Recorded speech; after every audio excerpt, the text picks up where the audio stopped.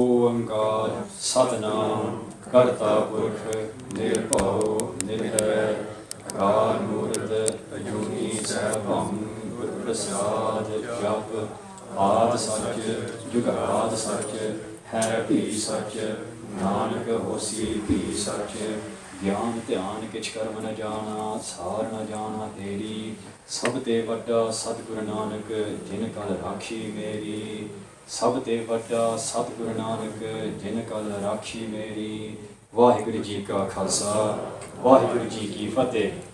So just before we start, this is a brief introduction to myself. So my name is Gurcharan Singh. I've just been doing Seva for Basics just for a very short while, and what's really interesting for me when this course was going to get started is that I'm from Manchester originally. I was living in Kent for about 7 years, Tunbridge Wells, in the middle of nowhere basically, and my Sikhi journey actually started pretty much in this Gurukar. So when I was starting Sikhi and I wanted to read Nitaname or just do a bit more of Nitaname, I wasn't reading it at all. I thought what would be really nice if I could start doing my Nitaname with Sangat, right? So we could all read together. So many Gurukars around the country, they have like a Nitaname program in the morning where like people read it together, and there's a Granthi Singh who reads a Nitaname Baniya. So I came one morning, it was like 40 minutes away from where I lived, and I came one morning to listen to the Nitaname. I came and the Granthi Singh was about to start, and I was looking forward to it like everyone, and he starts and he goes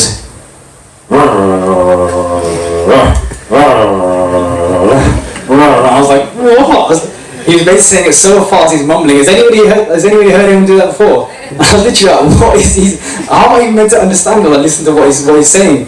So I was like, oh, do you know, okay, I just don't even know what's happening here, so let me just go downstairs and see if there's any seva I need in the kitchen. And that's when like I met some of the sevadars in the Langar hall, and they were so lovely that, you know, it's probably the first time outside of like family and friends where you just meet just somebody random and they give you so much unconditional love, and it was just amazing. And so I like started doing some seva stuff in the mornings, but it's just interesting, like we were thinking about how just this was maybe 2019. I first came to this Gurukar wanting to just build my Nitaname because I wasn't doing Nitaname, and now Guru Gedpa doing a course on Nitaname. So yeah, just for those who even just want to come do seva, like it can just be such an amazing kind of jumpstart to your Sikhi. Like there's so much in seva you can do, and the team and you know the seva that's here just so lovely. So never feel that, you know, you'd be judged or anything like that, because I was, you know, clean shaven, I cut my hair and stuff, and yet I was still welcomed with just as much love as if I was, you know, before the Amrita is sick. So yeah, I just wanted to kind of share that because that was going through my mind when we were going to start this course. So just some housekeeping. So this course is going to be bi-weekly, so it's going to happen every other week. So it's going to be, the next one is going to be in 2 weeks' time. It's going to start at 5 o'clock. I know it's a bit late today, but just waiting for people to come in. Maybe for those who might not have come to this lecture theatre before. And it's going to be in the same location. I know we'd rather be doing it in some park when it's nice and sunny, lovely weather outside, but we're going to be doing it here in this lecture hall every session. And it's going to be running from the 7th of May all the way up to the 30th of July. So that's going to be every week. So it's going to be 1 week per Bani, per prayer. And so today is going to be there's a bit of an introduction onto Nitaname, why we read Nitaname, and then also into Japji side. So is there any questions before we start? Nope? Good, Paji. So first of all, this is a basics of Nitaname course. So does anybody know what the word Nitaname actually means? And just before somebody answers, like, please don't feel that you can't answer because you might get it wrong, or that people might judge you or anything like that. You know, we're here all to learn together. Even myself, I'm really looking forward to hearing some of the answers you have. I did a talk a couple of weeks ago at an accountancy firm, and some of the answers the Sanghas were giving, I was like, wow, I've never heard that before. So I'm really looking forward to learning from you guys as well. So does anybody know what Nitaname means? Anji? Nitaname is 2 sense in one day. Punjabi कहना क्या English? English, people would English here, or if we do English just because everybody hopefully should. Or if not, translate afterwards. Nitaname, the word Nitaname it is a combination of 2 words, Nit and name. So nit in Punjabi it means daily. So name means a routine. It's a daily routine. Anji, that was amazing. Did you see my presentation? Anji, so nit, like you're saying, really good. You got it spot on. Means daily. It's literally word for word, Anji. And name, which means routine or practice. So this refers to, so Nityanim is the daily routine, the daily practice we have of reading Gurbani. Anji, so the Nityanim Baniya that we're going to be going through, they are like the minimum that someone who's initiated in Amritdhari seed reads. But it doesn't mean that somebody who's not Amritdhari can't read them. Right? So the minimum ones, can anybody just shout out in order of what the Nityanim Baniya are? So we have the first one is Anji. And then we have next one. That's a bit more muffled. That one. Next one. Anji. And then. And yes, these are our morning prayers. And then in the evening, once we come back from school, or come back from work, whatever it is, then we have Anji. And then finally, before we go to bed, Anji. Really good. Anji. So these are the 7 Baniya, the 7 prayers that Sikhs read throughout the day across the world. So this is going to be again a question to the Sangha. Why is it you think it's important that we have a Nityanim, we have a daily routine of reading Gurbani, even though it may be the same Baniya every single day? Anybody? Hanji at the back, Hanji. To stay connected to Guru side. Hanji, really good, really good. So staying connected to Guru side. Anybody else? Focuses the mind. Where's that come from? Sorry, It focuses the mind correctly in the right direction. Anji. Anji, yeah, thank you so much. It focuses our mind in the right direction. Someone at the back, G? Anji? The Guru knows what's good for you and you do it to let go of yourself. Anji, yeah, so the Guru tells us to do our Nityanim, and so they know what's best for us. Anji, really good. Let's get a couple more. Anji? It can act as a reset. Anji, really good reset. Anji, reset, so we may be kind of all over the place throughout the day and just having that return to Gurbani kind of resets us, right? Anji, last one, let's get one more. Anji? To clean your mail out that's inside, internal. Anji, to clean our mail, like, so why are you referring to like clean the dirt inside of us, like we've, all maybe the sins we've done, all the things we've done, it kind of, it's like a mail inside of us, right? So when we're reading Gurbani, we're doing Simran, it's like just washing it all away. And it's a really good point here. Yeah, come in. Sorry, don't worry. So, we've said some of these points already, so we've got, it's a reminder for us. We have a Nityanim, a daily reminder. Yeah, so it's a reminder of the amazing message, the amazing wisdom that our Guru gives us. And for example, when we hear in the morning the Mool Mantra, we say Nirpao, Nirvair, that if we were to just read that once in the week, then after a couple of days we might just forget that message, right? Like Guruji is saying that Vaheguruji, they are Nirpao. So Nir, without, Pao, fear. So they are without fear. And they are Nir, without Vair. Like hate towards anybody. And it's not just the qualities of Vaheguruji this is explaining, it's actually our real qualities inside of us as well. So if we were to do this every day, 3-4 days later, we may come across a really difficult situation and we think, oh, I hate that person. But if in the morning we had read Nirpal, Nirvair, it might just be lingering in our mind that, you know what, we shouldn't have that Vair, we shouldn't have that fear of anyone as well. But also, it's a reminder throughout the day. So like Benji said, it's a reset. So when we go to work, we go to school, and we come back, that we hear that same message from our Guru. Anand Sahib, for example, we read the beginning of Anand Sahib twice every day. So we hear Anand Paya Meri Mai, Satguru Mein Paya. That we're reminded that Guru Amritas Ji is saying that I've got so much Anand because I finally met my Guru. So for so long they had no Guru and they'd be crying day and night. And when they found their Guru, they were saying, I'm in Anand. And it's a reminder for us that when we come back from school, we come back from our work, we should think, wow, we're so lucky that we have a Guru. That there's so many people around the world that are just stuck in, they're stuck in pain, that they're lost. They don't have anyone to tell them the true advice that's really the best for us. And so again, it's a reminder for the day, we come back and it's like a good reset. Then we have, it's linked to Amrit, when people are blessed with Amrit. So does anybody know here, how is Amrit prepared? how is it that that amrit is prepared before it's being blessed to somebody? Hanji?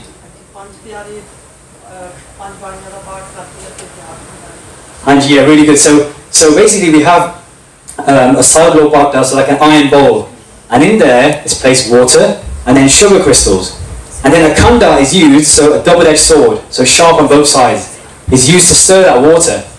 And like Benji was saying, the Banj Banya, the 5 prayers, are read to that water, and it becomes amrit, right? And those Banj Banya, like we had Japji Sahib, Jap Sahib, Purap Prasad Swaye, Jogbe Sahib, and Anand Sahib.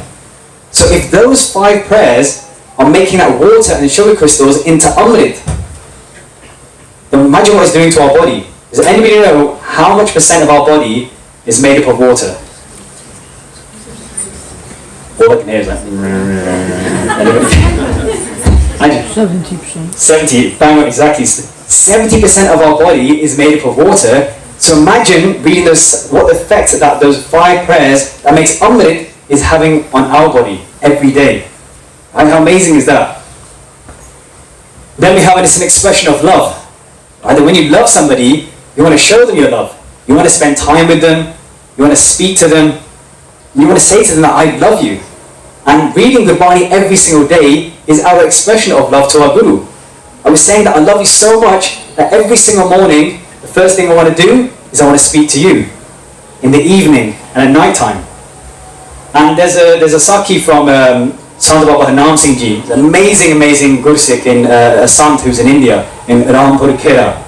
And a Sikh came to him and he said that, Sant Ji, I read Sukhmani Sahib, Asa Divar, all the Satanitin Bania, I read 27 Jogbe Sahibs every single day. But he said that I don't feel any spiritual benefit, right? I just feel the same. And so Sant Ji did something which he would do so regularly. He said, right, let's do Ardas to Guru Granth Sahib Ji. So they did Ardas and they explained the situation. And what happened was Guru Gobind Singh Ji came in front of Sant Ji to give the answer. He said that you tell that Sikh that he should read his Bani like he's reading it to me. That he could read as many Jogbe Sahibs as he wants, but if he's not reading it like he's reading it to me, then he's not going to get the benefit. Even if he read just one Jogbe Sahib like he was reading it to me, he would gain all the benefit. Right? So Guru Gobind Singh there told us themselves that read the Bani to me. Right? What an amazing way of looking at it, that the next time we read any Bani, in our mind we're thinking, we're actually reading this to Guru Gobind Singh Ji. Right? So showing our love for them. Then we have, it's a way that we can go deeper into Gurbani.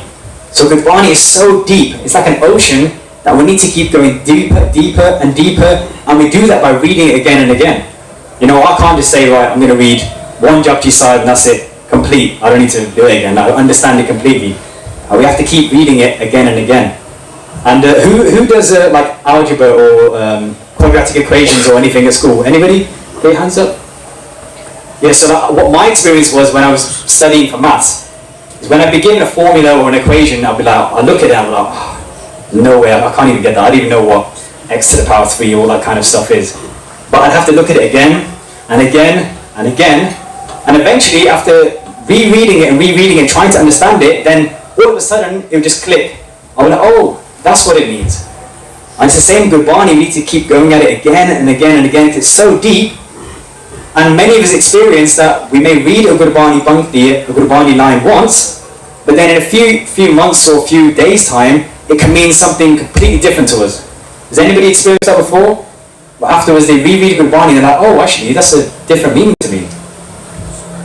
By going deeper and deeper, we actually understand Gurbani more. They might look at me, I think. It's a community spirit.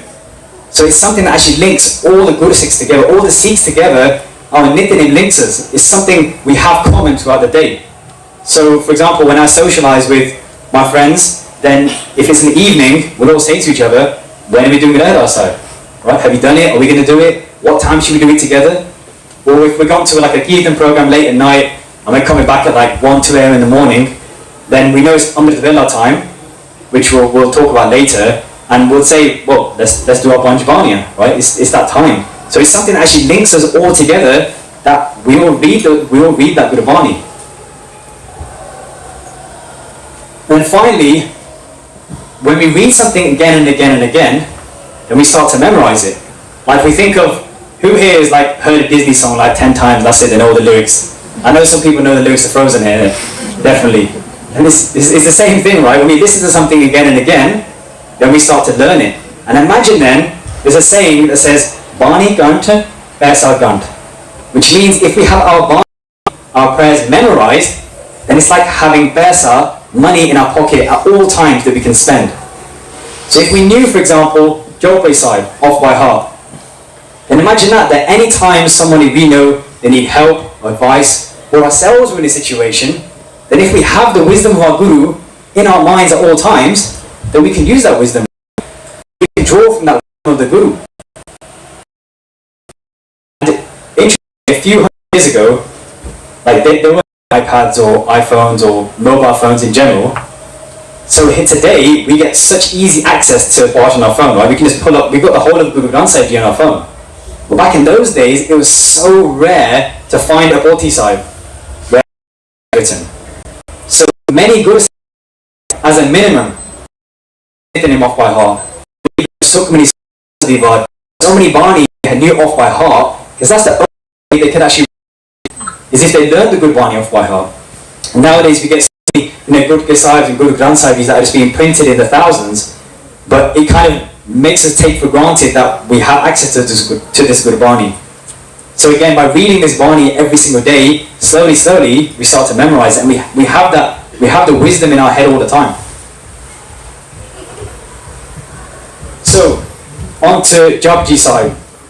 So the name Japji Sahib is actually split up into different parts, similar to Nithanim. So we have Japa, which is the name of this Bani. So the name of Japji Sahib, the actual name of the Bani, is really Jap. Then we have Ji, which is something we use as a sign of respect, right? Mata Ji, Pita Ji, Chacha Ji. And then we have Sahib. So again, that's another form of respect we use. Sahib, one of the meanings is master. And in Sikhi, we use Sahib for anything that's really connected to Guru Sahib, anything that's touched Guru Sahib. So I'll give one example, Guru Granth Sahib Ji. And let's get 7 other examples where we use Sahib in Sikhi. We can't use all the 7 Bani, that doesn't count as 7, that's just 1, okay? Hanji, Jar Sahib, Hanji, Jar Sahib Zade, Hanji, so that he uses as a prince. Ready, that's 1. Hanji? Hanji, yeah, like Guru Tegh Bahadur Sahib Ji, Hanji. 2, Hanji? Jor Sahib. Jor Sahib? Singh Sahib. So? Gurdwara Sahib. Gurdwara Sahib, Hanji? Nishan Sahib. Nishan Sahib, Hanji. So 2 more? Gutka Sahib. Hanji, Gurka Sahib. Hanji, what? When you say Bhai Bhaga's name in Say what, Soji? say Bhai Dao Singh Ji. So let's say Bhai Sahib Singh Ji. Hanji, Bhai Sahib, there you go, and there's another one as well, so thank you so much. So, again, we use Sahib as a sign of respect as well. Oh, sorry, so actually Japji Sahib is the name of the Bani that we know now, but it actually never used to be called Japji Sahib. So if we look at the old Bhoti Sahibs, so if we look at the older scriptures that had Bani in there, it would actually be called Jap Nisan. And one of the meanings of Nisan is stamp. So the way that Japji Sahib is like a stamp for us, is that when we put on a stamp on a letter, for example, that's the only way it's going to get to a destination, right? We can't go to Mr. Postman and say, you just give this letter to my mate in like Coventry, right? No, you're going to need a stamp on there. And the same way with Japji Sahib, when we read Japji Sahib, it's like putting a stamp on our forehead. That it allows us to reach Vaheguru, to Sachkhand. So again, it's an insignia, it's a stamp, it's a symbol of a Sikh. So where did Japji Sahib come from? So in some Baniya, they were recited all in one go. So you have like Sukhmani Sahib, Guru Arjan Dev Ji, they recited Sukhmani Sahib all in one go. With Japji Sahib, it was recited in 3 different places at different times. So the first place was in Sachkhand. So there's a story where Guru Nanak Dev Ji were bathing in the Vay Nadi, a river, and one day they disappeared. And they actually went to Vaheguru Ji, Sachkhand, the court of Vaheguru Ji. And Vaheguru Ji said that now you're going to be my disciple, and I want you to go back to the world, and I want you to get rid of all the false practices, all these different rituals, all the false methods that people are doing. And when somebody is made a disciple of their guru, they are given a mantra, like a set of words, set of holy words or phrases. And so Vaheguruji gave Guru Nanak Dev Ji the Maha Mantra, which is Ik Oankar Satnam Karta Purkh Nirpao Nirvair Akal Murat Ajuni Sapang Good Prasad. Yes, so Ik Oankar all the way up to Good Prasad. So that's the first part that was recited. Then when Guru Nanak Dev Ji came back to the Nadi and they exited the river, Guru Nanak Dev Ji then recited Japa, Ad Satcha, Jug Ad Satcha, Hai Bhi Satcha, Nanak, Hosi Bhi Satcha. Hanji. And that formed the Mool Mantra. And then the last part, so Guru Nanak Dev Ji, among their travels, they went to the Sumad mountains. So this is actually a photo, like an illustration of these mountains, where they would go to see these people called the Siddhs. And the Siddhs were those people that had worldly and spiritual powers that were taking advantage of those powers to gather followers. And they tried to get Guru Nanak Dev Ji to follow them. And what they had is a set of question and answers that they had with Guru Nanak Dev Ji. So they would ask Guru Nanak Dev Ji a question, Guru Nanak Dev Ji would answer that, but those questions and answers were actually written down in the form of Vani. But they were written down in a different order to the way we see it in Japji Sahib today. And then later on, with Guru Nanak Dev Ji, they completed all of their travels, their 4 travels, Jad Udasiya. They came and settled in a place called Siddhi Kartarpur Sahib. And also with them was Bhai Lehna. Does anybody know who was Bhai Lehna? Hanji, Guru Angad Dev Ji before they became the Guru. And they said to Guru Angad Dev Ji, they said that your seva is that whenever a holy person or a sadhu or saint comes to the town, you ought to do seva of them. And somebody came one day called Santa Energy. Does anybody know who Santa Energy is?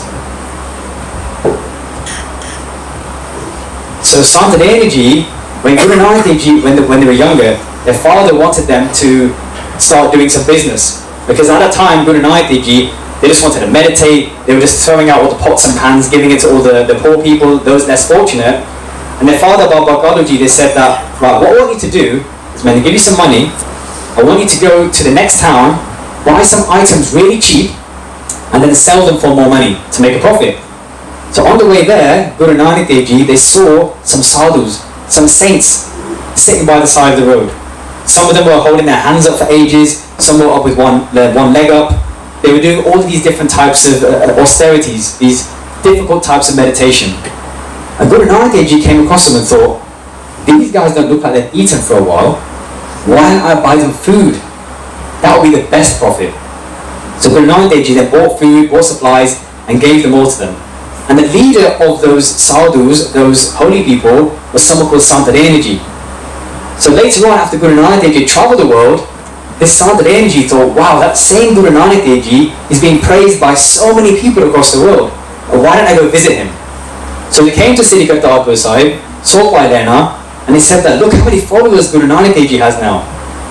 But they said that when a disciple is made of a guru, the guru gives them a Mool Mantra, a Guru Mantra, a Maha Mantra, and a Mala Mantra. So we went through the Maha Mantra, which was Ik Oankar to Good Prasad. The Mool Mantra we recited at the beginning of the talk, that was Ik Oankar to Nanak Hosi Bhi Satcha. What's the Guru Mantra? Anji? Vaheguru, yeah, great, thank you so much, very well done. So the Guru Mantra is Vaheguru. But Bhai Lehna Ji said that, we've got those 3, but I don't know what my Mala Mantra is. A Mala Mantra meaning, like, you know, you have like a mala, one of these things, right? So people recite something and they go from one to the next. So the idea is that that mantra is meant to be recited on every mala. So he said, we don't have a mala mantra. So he went to Guru Nanak Dev Ji and asked Guruji. He said, what is our mala mantra? And Guruji said, it's Japji Sahib. And Guru Nanak Dev Ji, in front of Bhai Lehna Ji, they blessed them so Bhai Lehna Ji could reorder all of the conversations and then compile Japji Sahib. So that's the history of how Japji Sahib was created. So we had the Maha Mantra in Sachkhand, and Guru Nanak Dev Ji saw Vaheguru. Then we had the Mool Mantra was completed when they came out of the river, and then the rest of Japji Sahib was then ordered by Lehna Ji, Guru Angad Dev Ji before they became the Guru, by all the conversations that Guru Nanak Dev Ji had with the Siddhs. So how do we know that Japji Sahib is meant to be read in our Nityanim? So Bhai Gurdas Ji, which is the nephew of our third Guru, Guru Amar Das Ji, he said, Sodar Aarti Gaviye, Amrit Vele, Jab Ujara. Which is that in the evening, sing Sodar and Aarti. So Sodar is what we like reading the Rehra side, Aarti is another Bani people read in the evening. And it said, Amrit Vele, Jab Ujara. So to recite Japji Sahib. And so Bhai Gurdas Ji shows us actually this is what our Guru told us. And if we look at the structure of Japji Sahib, so we have the Mool Mantra, so that we discussed, and then we have 38 Paudiya. So these Paudiya means steps in English. So these represent the steps to Brahmgyan, the steps to enlightenment. That's why they're named like this. And there's 38 of them. So when you're reading Japji Sahib, if anybody reads at the moment, you can see that there's always numbers after a verse, right? There's 2, 3, 4, 5, 6. It goes all the way up to 38. Then after the 38 Paudiya, there's a Salok. Bhavana Guru Pani Pita Mata Tarata Mata. So that's the basic structure of Japji Sahib. And Guru Granth Sahib Ji, the structure of Guru Granth Sahib Ji has been compared to a tree. So where does a tree start from? Is that your hand up? Seed, yeah, everyone says Handy seed. So what is the seed of Guru Granth Sahib Ji? Hanji? And yes, Gurbani is, the whole of Guru Granth Sahib Ji is Bani, but what is the seed of Guru Granth Sahib Ji? Hanji? So Mool Mantra is the next bit. Neji, so one more guess? Hanji? Neji, so basically the seed is the Bij Mantra, right? The seed mantra. And this is actually Ik Oankar. And so that's called the Bij Mantra. So everything, all of Guru Granth Sahib Ji has come from that one seed of Ik Oankar. That Ik, that is only one Vaheguru Ji, there's only one thing in this whole universe, and from that came Oankar. This whole creation that's unfolding still. So what comes after the seed? We have a seed. What's the next bit of a tree? The roots, Hanji. Now what's the root of Guru Granth Sahib Ji? Somebody said it before. Mool Mantra, Hanji. Mool means root. Right, so we have the roots. So Mool Mantra is the root, Ik Oankar, all the way up to Nanak Hosi Pi Sach. And then we have the next part. What's the next part of the tree? Trunk, Hanji. Somebody said trunk. So what's the trunk in Guru Granth Sahib Ji? Hanji, someone said Paudi's close? Hanji? Yeah, so it's the rest of Japji Sahib. So the rest of Japji Sahib is the trunk. And then we have the leaves and the branches. That's then the rest of Guru Granth Sahib Ji. So this has been used, it just shows that if Japji Sahib is the seed, the roots and the trunk of a tree, how important must that be? Because the rest of Guru Granth Sahib Ji comes from that. So without Japji Sahib, there is no Guru Granth Sahib Ji. That just shows how much of an important, such a high Bani, obviously all Bani is amazing and high, but Japji Sahib just has that such high importance. So now we're going to talk about the importance of Japji Sahib. Why we should read it every day. What's the benefits? So first we start is that every day in the morning across the world, people to break their fast, so to break that period that they don't eat, they have their breakfast, right? Rice Krispies, Cocoa Pops, Shreddies, anyone?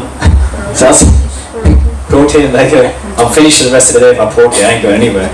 So most people, they break their fast by having food. But for Sikh, the way they break their fast is with Japji Sahib.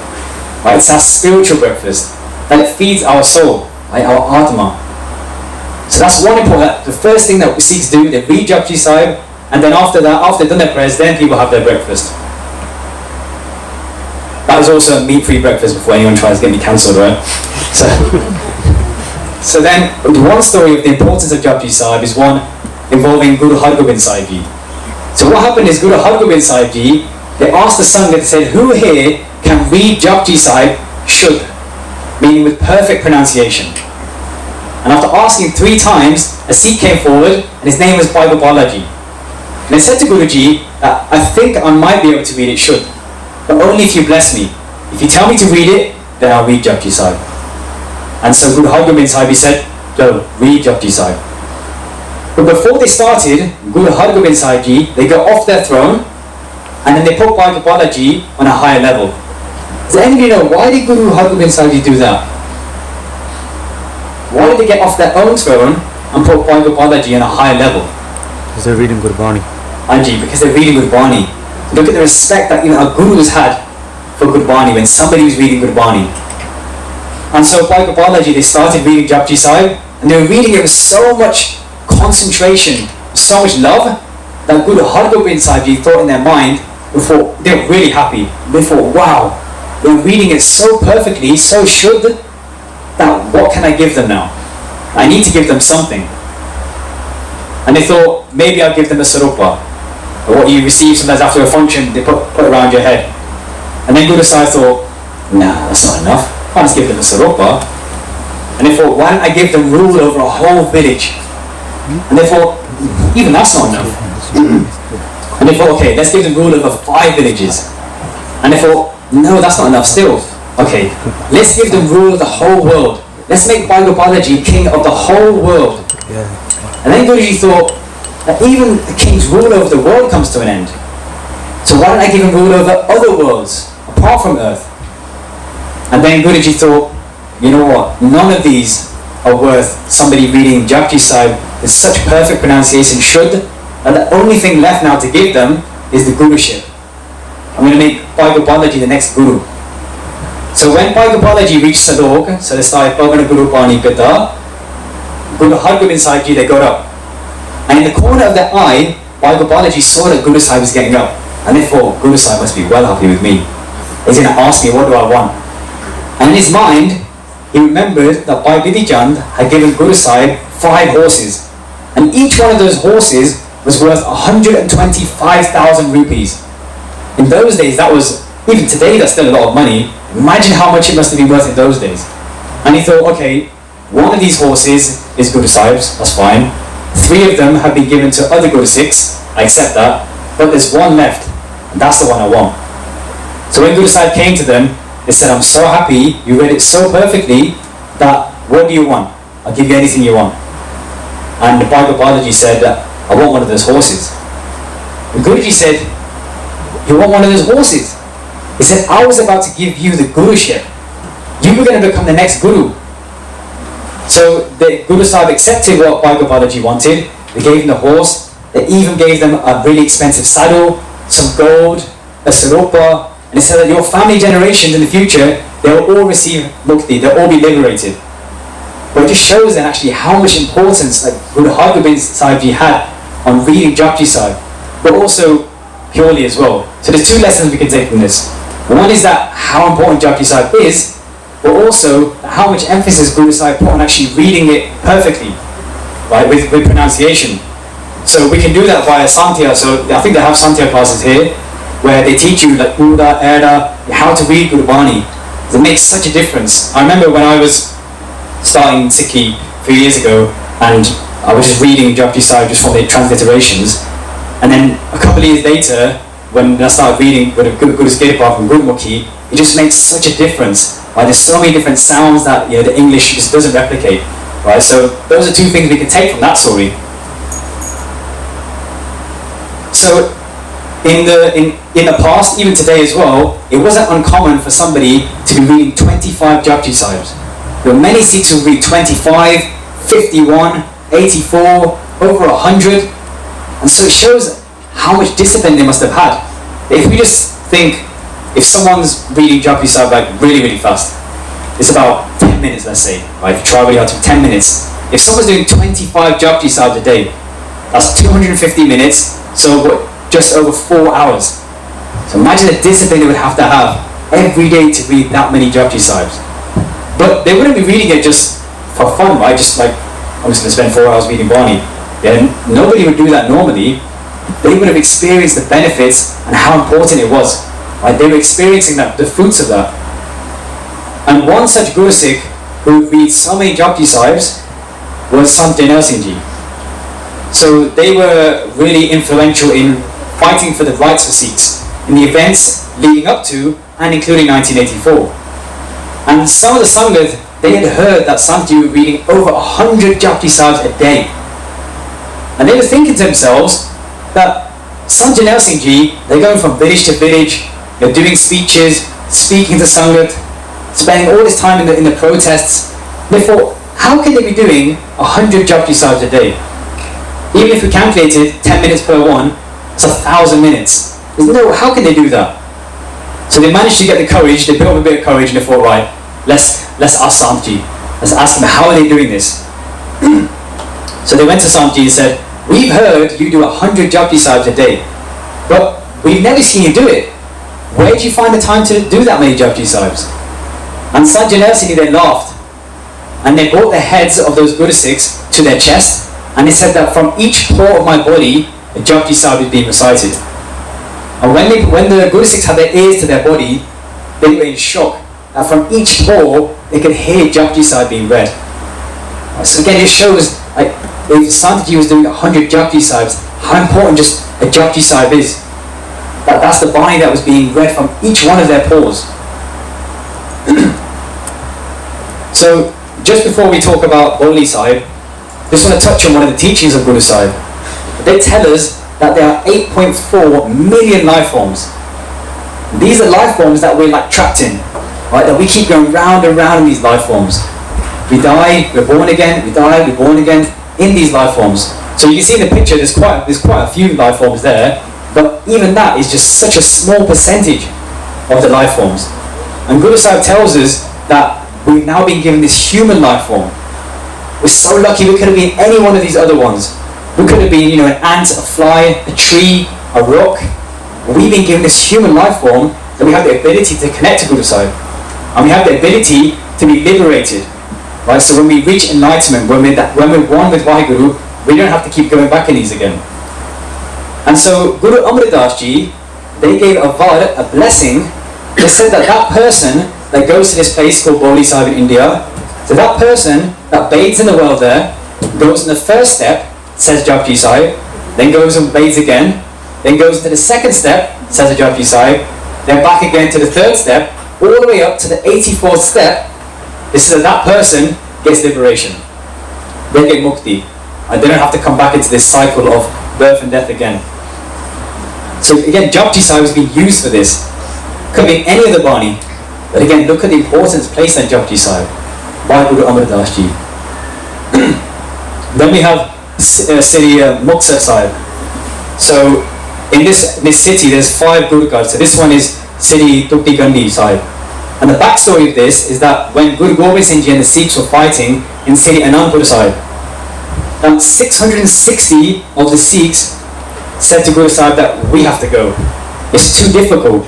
Right? We've been here for 8 or 9 months and the conditions are so hard, the supplies are running out, we've got hardly any water, hardly any food, that we can't stay here anymore. And so those 660 Sikhs left, and of those 660, 40 of them came to Sri Muktsar Sahib and they fought a battle and sacrificed themselves for Guru Gobind Singh Ji. And Guru Gobind Singh Ji, they were so happy with those 40 Guru Sikhs. We hear it in Das, the Jali Mukti. And Guru Sahib said that whoever comes and bathes here on the first day of Magh, which is one of the months in the Sikh calendar, so whoever comes here, bathes in the first month of Magh, they immerse themselves in the water and read one Japji Sahib, then they are also liberated. Right? They don't have to come back into this cycle again. So again, Japji Sahib is used for this. And just to touch on some of the 2 Maryada points of Japji Sahib, like the discipline points, that in an Akhand Path Sahib, does anyone know what does Akhand Path mean? What is an Akhand Path? Anji? And yes, thanks so much. Yes, so it's the recitation of Guru Granth Sahib Ji from start to end without stop. I've normally done it in 48 hours. But has anybody noticed that on the side there's normally some other Bani that's being read? Right? And often it's a Japji Sahib being read. I saw this a few years ago and it didn't click to me then, it's only recently I've realised why they were doing that. But has anybody seen a Japji Sahib being read alongside an Akhand Path? So the reason for this is that when the Bhakti Sahib is reading the Akhand Path, Guru Granth Sahib Ji, that sometimes they may make a mistake, they may miss something, They may make a pronunciation mistake, which could change the meaning of the word. But it's been said that if you Japji Sahib alongside the Akhand Path Sahib, then all of those mistakes get corrected. So again, look at the importance of Japji Sahib, that even if somebody does an Akhand Path and makes those mistakes, that reading a Japji Sahib alongside of it actually makes it a full Akhand Path and make sure there's no mistakes in there. And the other one refers to the Panch Kakar. So quickly, let's just shout out what are the Panch Kakar? Yes, Anji? Ganga? Oops, sorry, I pressed the button already. Sorry. Sorry, Ganga, Kes, Kirpan, Kushera.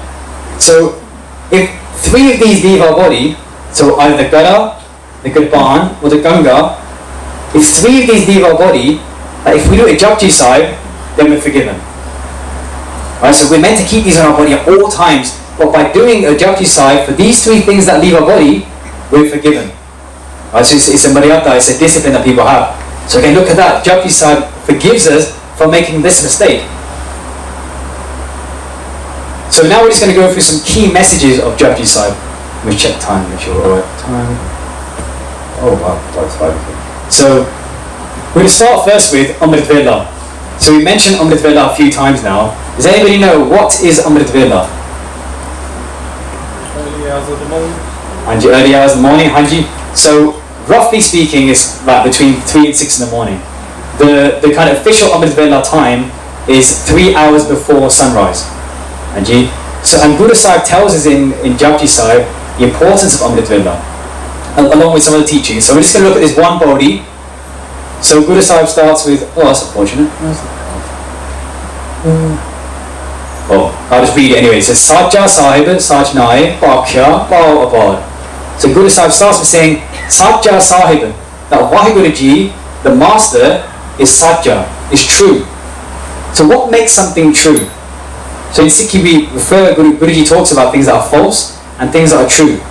What makes something true?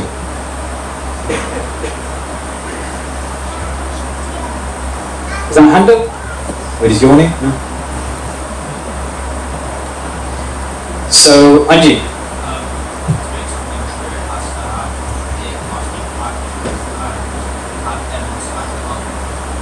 Anji. So that's the school textbook answer of true. Isn't like evidence and backed up. But in terms of on a spiritual level, so if something's true on a spiritual level, it needs to be true in 3 time periods.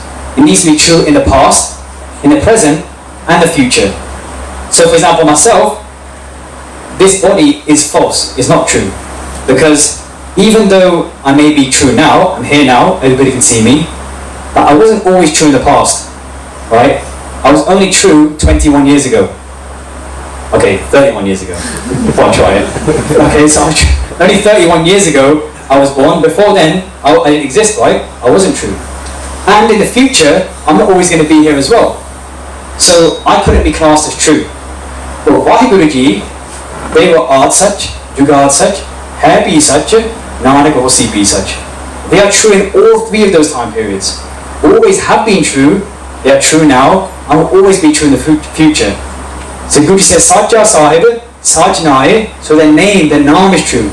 Gurbani, Vaheguru, the name of Vaheguru Ji, that is true. Sajja Sahib Sajnaye, Pakhya Pao Abad. So they're saying that the language of Vaheguru Ji is actually Pao, love. And if you think about this as well in our minds, around the world there's so many different languages, right? It can't be that just those who speak Punjabi, they're the only ones who can get liberation, right? Those are the only ones who can connect with Vaheguru. Because there's so many languages in the world. But the language Guruji is saying to connect with Vaheguru Ji is actually of love, of that love inside.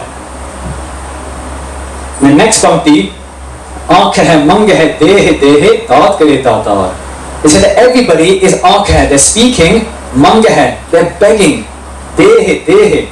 They're saying to Vaheguru Ji, give me this, give me that, I want this, I want that. And they say Daat Kare Datar.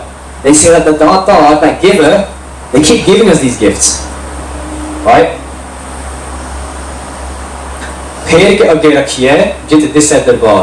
So now they're saying, what is it that we can put in front of you? That we can see your core. Right? That we can see you, Vaheguru Ji. And there's another question. It says, Moho ke bolan boliye, jit suna tare pyar. What can we speak from our mouths that when you listen to it, then we can feel your love? So these are the questions that are being asked. And Guruji says, they say, Amrit Vela, Sajnao, Vadiyai Vijar. So they're saying that in that Amrit Vela, that wake up and then focus on that Sajnao, that true name, Waheguru, Gurbani, is all now. And they say, Vadiyai Vijar. Do contemplation on their greatness. We're thinking, wow, how amazing is Waheguru? They made all this creation. They made our human body. And just look at how complex our human body is.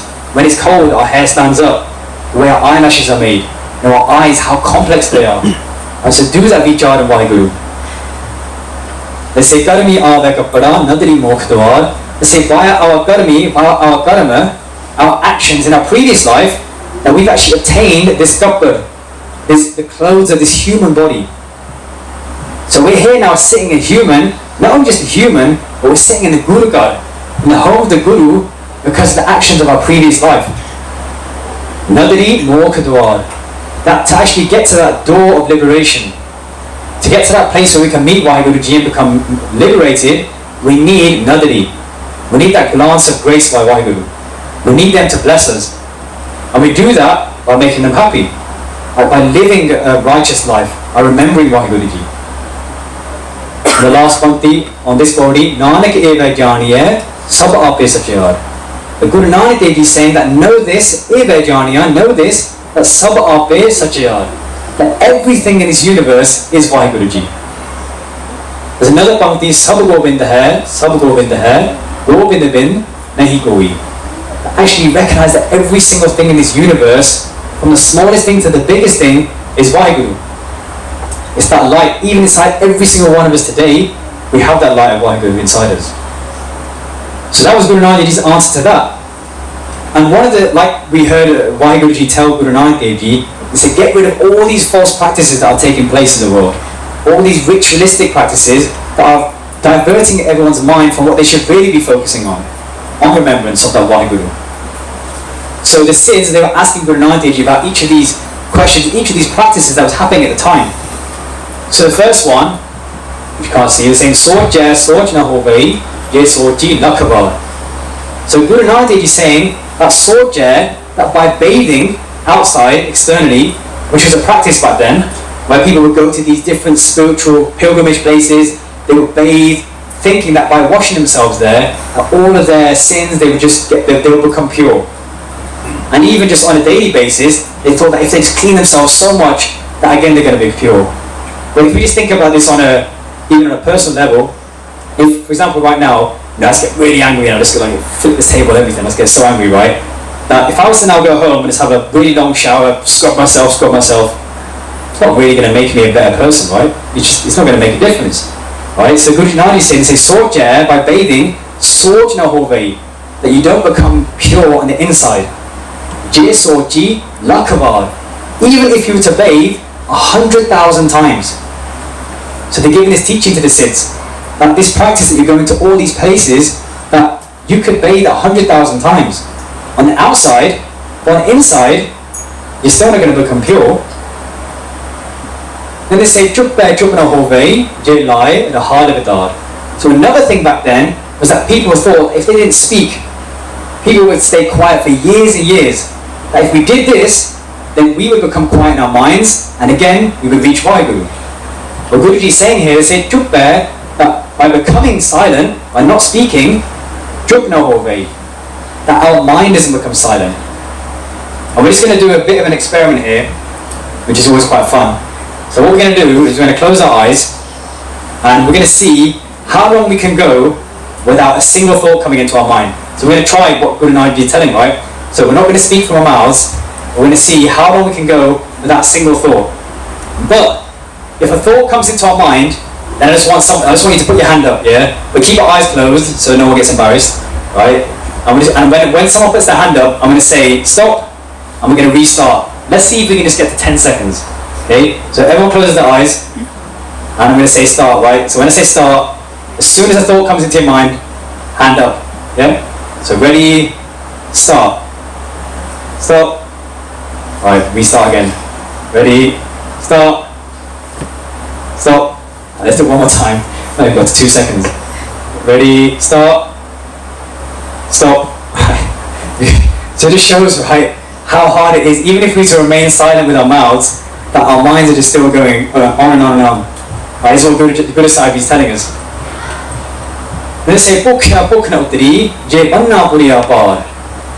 one of the techniques was actually to stay hungry, not to eat anything, thinking that this hunger of our stomach, but our mind will also go as well.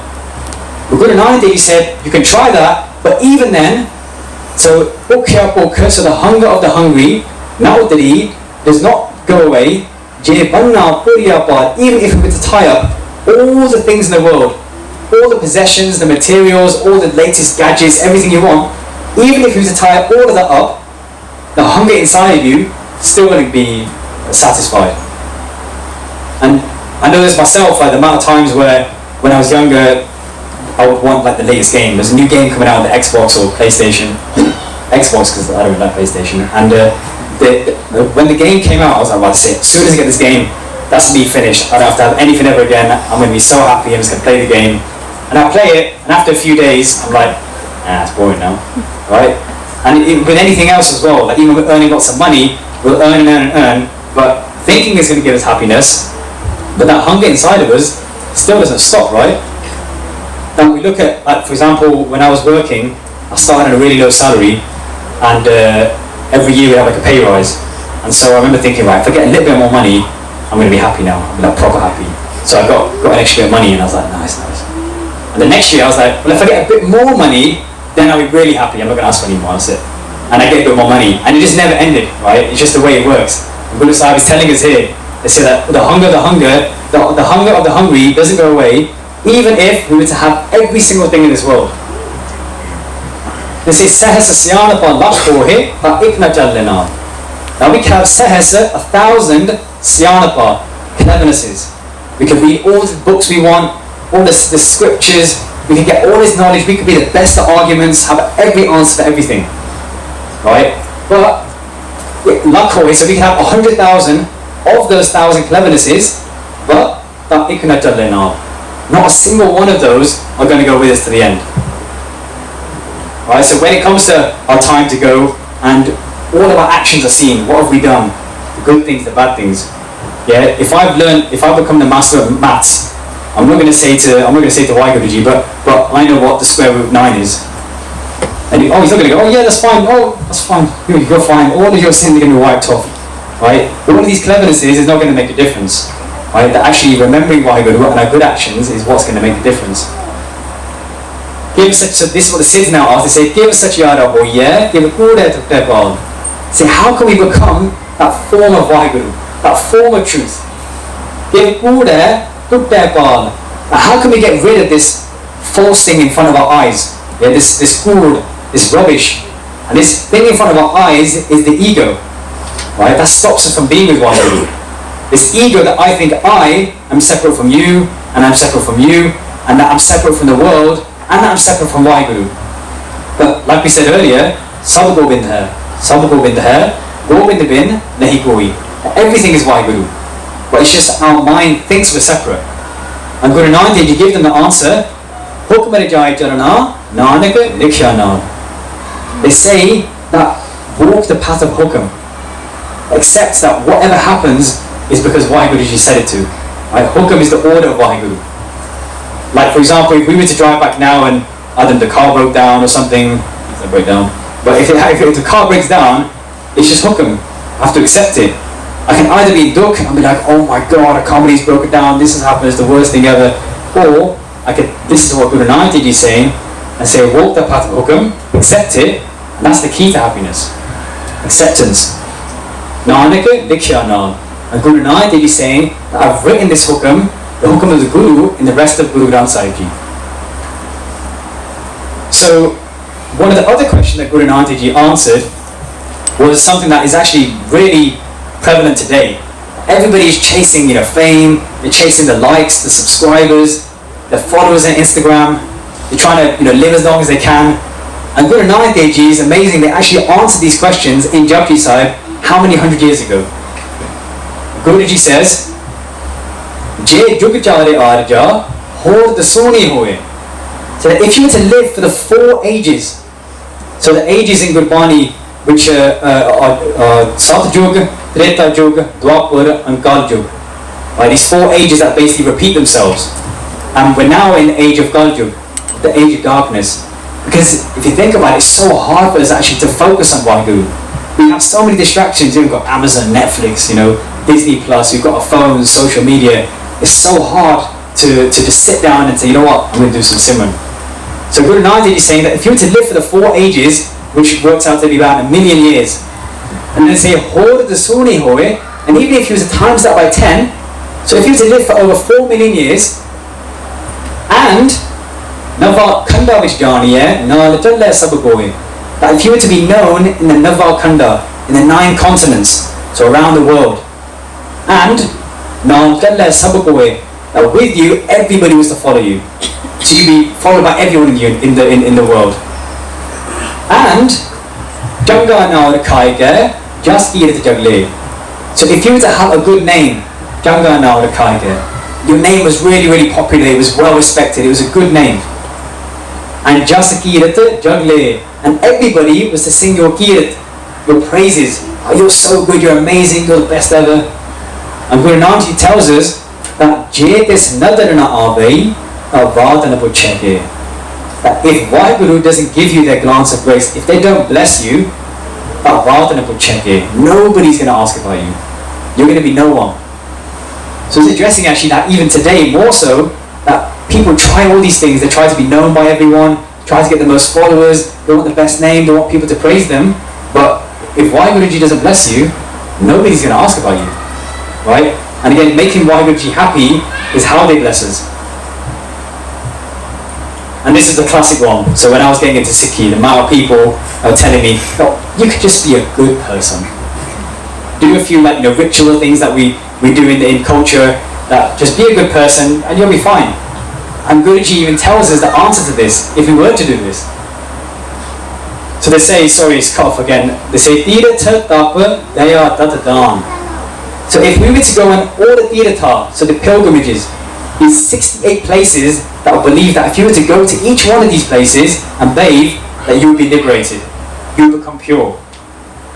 So your Tirtha, if you were to do Tapa, so Tapasya, so like those sadhus Guru Nanak Dev Ji met, where they'd hold their hands up for ages, they'd lift their legs up, they'd hang upside down, they'd do all these difficult, hard meditative practices, and then if you were to be compassionate to everybody, is an amazing quality, but if you were just to focus on daya, helping people who are in need, feeling that pain of them, and then dan, if you were to give dan, if you were to give to charity, so if you were to do all of these things, Guru Nanak Ji said, so it's a so if you were to get these things, you would only have 1 sesame seed's worth of honor. That's all it would equate to. If we were to do all of those other things, we would only get a sesame seed's worth of honor. And Guruji tells us what we need to do. He says, Sunaya, Mannaya, Manakita Pav. But Sunaya, listen to Naam, listen to Gurbani, to the praises of Waheguru, to the Guru Mantra. Mannaya, that accept what you've been told. Accept what your Guru tells you. If our Guru tells us, we need to speak the truth. That is one of the 5 virtues, speak the truth. That when we accept it and walk that path, then that's when the Kirpa happens, the blessing happens. And they say, Man, within your mind, keep love in your mind for Waheguru, for everybody. And they tell us what Tirat, what pilgrimage we need to go on. So Antargat Tirat Malanao. So go on that pilgrimage inside of ourselves. We don't need to worry about the external pilgrimage, the external journey. Obviously both are important, but focus on the inside. Antargat Tirat Malanao. Wash yourself with Naam. And then we have just the final message that the final of the key messages. Guru Nanak tells us about some of the ways to clean the different types of dirt that we may come across. So they say, that when our hands our feet and our body are filled with dirt, how do we get them off? Guruji says, Pani dhota uttara sukhe. Now wash then yourself with water, and then that dirt will remove, right? It will go away. Then Guruji says, Murtapiliti kappada hoye. That when our clothes are filled with urine, right? When it's dirty with that stuff, then what do? They say, De sabun leye ohotoe. Like get sabun, get soap, and then wash that. That's how to make that clean. But then Guruji says, Tariye mata papa ke sang. But when our mind is filled with the dirt of our sins, then what's the way to clean that? But we clean that with the love of Naam, of Vaheguru's name, of Gurbani. So telling us a different way we can clean the different types of dirt that we can come across. And then Guruji says, so the Siddhs asked Guru Nanak Dev Ji, they said, okay, so you're saying that we clean ourselves with Naam, we can become clean, we can become pure. So they said, how many people have gone from being sinners to then people who do good actions? And Guru Nanak Dev Ji said, they say, Unni papi akhananahe. That those who are good, Unni papi, from being sinners, akhananahe. I can't tell you how many people, because there are so many that have been transformed. We could just use the example of Sajjan Thug, somebody who murdered hundreds and hundreds of people by telling them to come to their hotel, to stay with me, I'll look after you, but he would kill them at night. But Guru Nanak Dev Ji even turned them into a saint. And then Garana Likhla Jao. But the actions we do again and again, those actions that we do, they're actually written. They're written down. All of our actions, the good and the bad, they're written down. And then they are judged when we leave this world. Guru Nanak says, Ape Bij, Ape Hikao, which is such an important bhakti in relatives of the Japji Sahib as well. They say, Ape Bij, that as you sow, so when you plant a seed, Guruji is saying, Ape Hikao, that whatever you plant, you're going to have to reap whatever's going to come out of that, right? You're going to have to eat whatever comes out of that. That what you sow is what you reap. Nanaka Hukami Abu Jahu. And Guru Nanak is saying that by hukam, whatever Vaheguruji orders, whatever they want to happen, that as a result, Abu Jahu, you're going to be coming and going in this circle of birth and death again. Right? These 8.4 million life forms. So just to focus on what we said, Ape Bij, Ape Hikao, that what we sow is what we reap. That if we do good, we're going to get good back. If we do bad, we're going to get bad back. Not a bad back, and then it's going to come back to you, right? You know what I mean. So there was a story of this Hindu priest who was a vegetarian, and he heard the praises of Guru Gobind Singh Ji, and he thought, wow, Guru Gobind Singh Ji sounds so amazing that I want to go see them. So they went to visit Guru Gobind Singh Ji. When they got there, Guru Gobind Singh Ji had two birds in his hand. So he had a hawk in one hand and he had a sparrow in the other hand. But what this Hindu priest saw next was shocked him so much. He saw that that hawk just took a bite out of that sparrow. They're both alive. Just took a whole chunk out of that sparrow whilst Guru Gobind Singh Ji was holding the birds. Then the hawk took another bite, and then a third bite. And he was thinking that how is Guru Gobind Singh Ji allowing this to happen? But where's the mercy? Where's the kindness? I heard that Guru Gobind Singh Ji was so amazing, so kind. And so his faith in Guru Gobind Singh Ji had actually started to waver. He was starting to decrease his faith in his Guru. And Guru Gobind Singh Ji, being the Antarjami, meaning they are the inner knower of our minds, of our hearts, they knew what he was thinking. And he said to the priest, he said, shall I answer your question? That's going to remove this doubt. I know what you're thinking in your head. And the priest said, please, tell me. And Guru Gobind Singh Ji said that in the hawk's previous life, he was a landowner. And in the sparrow's previous life, they were an advisor to the king. And what the advisor to the king did was that he raised all the taxes to this landowner and they got them kicked out of the town. And then wherever that landowner settled in another town, the same advisor raised the taxes there just for that guy and then got him kicked out of that town as well. And then he even did that into the next town he went to. And so Guruji said eventually they both died, and the landowner came to this world as a hawk. And it said the advisor came back into this world as a sparrow. And said now it was the hawk's chance to get its back on the sparrow. So the landowner was now going to punish the advisor. But he said that this was meant to happen for 3 lives. So he was going to get punished for 3 lives. But because they came into the sanctuary of Guru Gobind Singh Ji, that they only have to go through this just for 1 life now. And then their balance will be equal. Their karma balance. So what they've done to each other is going to be equal. So this just shows actually that what we do, that what that advisor did, he was going to have to reap the rewards. Right? So you can see, he had to live now, he was meant to live 3 lives of just being eaten by a hawk. But it was only 1 life. So just to finish on some instances of our Guru Sahibs and their Guru Sikhs reading Japji Sahib, just again, just increase our faith in Japji Sahib. Now, the son of Guru Hargobind Sahib Ji, his name is Baba Atal Rai. And Baba Atal Rai, they had their friend, their best friend was called Mohan. And what happened was Mohan died one day. They died overnight. They were bitten by a snake. But it was meant to be their go to play their game in the morning. And so Baba Atal Rai, he went to the house, went to the body of their friend where all their family was crying, and he said to them, he said, "Oh, get up." And he said, "Waheguru" in their ears. And they brought him back to life. But when Guru Hargobind Sahib Ji found out about it, he was not happy. Because he said that now all the people around the towns were talking about the power of Baba Atal Rai. And they were going to start bringing all their children that had passed away.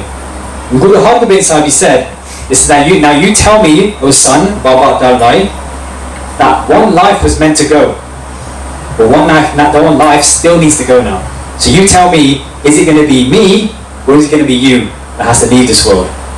And Baba Atal Rai, they put their hands together, they started walking back, they had ishnans, they bathed, and then they read a Japji Sahib.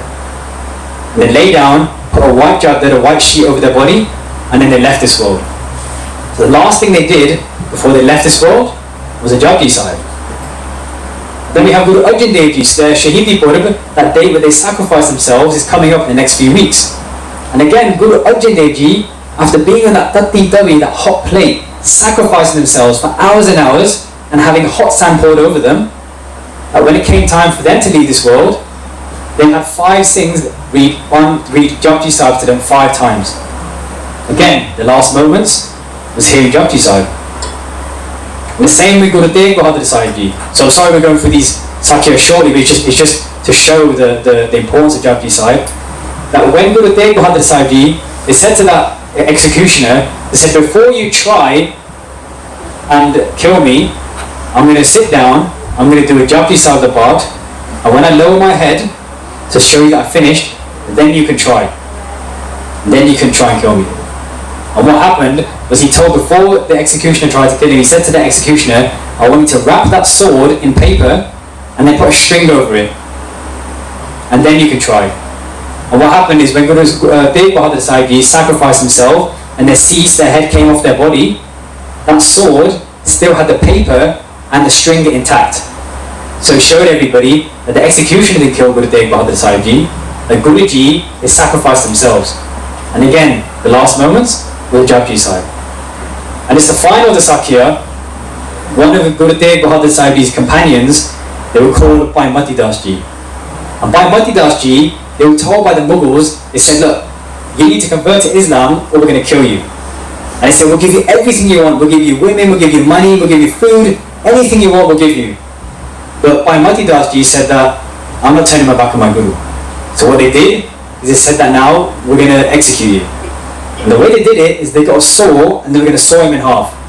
And when they were about to start sawing Bhai Mati Das Ji, Bhai Mati Das Ji started reciting a Japji Sahib. And as that saw was going down and down, they were still reciting Japji Sahib.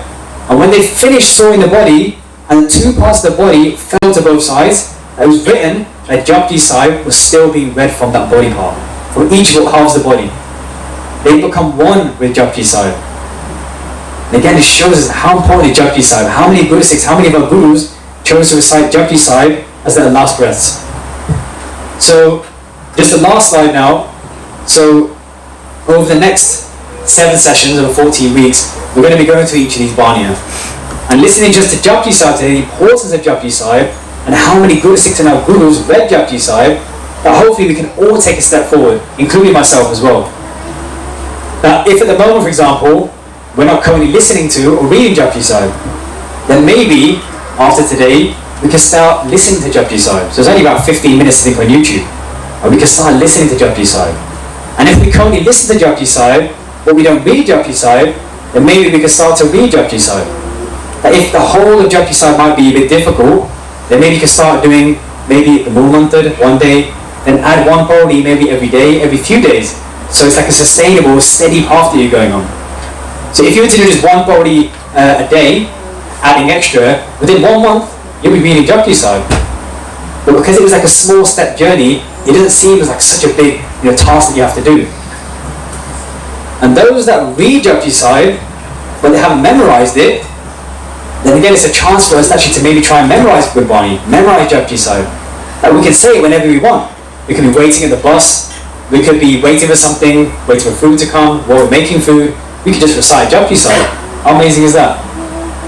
But for those that memorize Japji Sahib, we only do it once, and maybe we could do it a second time. And for those who do it more than one time, then over the years, over time, we could then start to increase our Japji Sahibs. And maybe, if we're lucky enough, we could do 25 a day, or 84, or over 100. Right? So this is, I'm including this as well. Like, the idea of this course is for all of us to go on a journey together, right? And we can all grow as Sangha, as brothers and sisters over the next 14 weeks.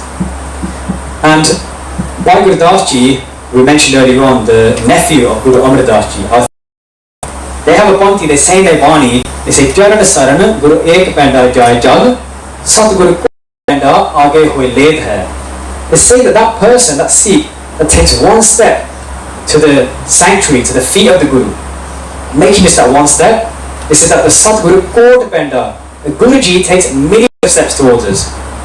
So even though adding maybe one pauri a day, or listening to Japji Sahib, or reading Japji Sahib, might not seem like the biggest step ever in Sikh, like a huge thing.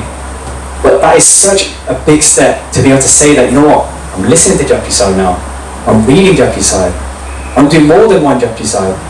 And when we make that step, Guru Sahib comes running towards us. So please forgive me for any of the mistakes I've made today. I know we ran over a little bit because we started a little bit late. But if there's any questions, feel free to come and ask me afterwards. And yeah, really looking forward to go on this journey with you all. Anji Soja? I would like to add one thing more over there. Anji. So once you read it, Anji. try to understand the meaning of it as well. Anji, absolutely, yeah, definitely. Yeah, so I should mention, so understanding Japji Sahib will make such a huge difference as well. And we're actually currently doing a course in Southall, which is streamed online, where we're going through each pauri of Japji Sahib in English in a very informal way, like in a similar style presentation. We've got slides telling you the meanings, stories, pictures. It was a very nice introductory course into Japji Sahib. So I think we're on week 15 now at the moment, but all of it is available online, so you can catch up. So again, you could do something like once a week maybe, or a few days a week, listen to one of those, and just it makes a big difference when we're understanding the meanings, because we can place our focus on those meanings as well. Is it also translated in English? Is it a sin not to say it in English? Or No, not at all. is it easier? I remember the very first time I actually read Japji Sahib was on the train, and it wasn't in the Gurumukhi, and it wasn't even in the transliteration. I was just reading the English meanings, and I remember I was thinking, oh wow, this is amazing. I remember sitting on the train doing it, so it's a step forward, isn't it? Yeah, there's no judgment here. I was, as I said, just reading the English meanings. I wasn't even reading the Gurbani of it. But even just one step is a step towards the Guru. Yeah, so no step is too small. Anji, so Anji, one last question, and the other questions I can answer on the side, just because I know everyone's been here for a while. It's quite quiet here as well. Anji. Read it, understand it, and apply it. Anji, yeah, exactly. Yeah. So there's one thing I'm guilty of as well. We can listen to Gurbani and listen to the teachings of our Guru, but it's always important to accept it. Like sunaya, mannaya, mankita pao. It's not just listening. It's like when I was younger, my mom would say, tidy room. I'd be like, yeah, I'll do it. But I was just going in one ear and going out the other, right? But really, I should have been accepting it and doing it. So there's a difference. There's one listening, reading. We can read sometimes in a ritualistic fashion, but then when we actually apply it by knowing the meanings, it's a totally different ballgame. So once again, please forgive me for my mistakes, and we look forward to going to this journey the next 14 weeks with you all. Waheguru Ji Ka Khalsa, Waheguru Ji Ki Fateh.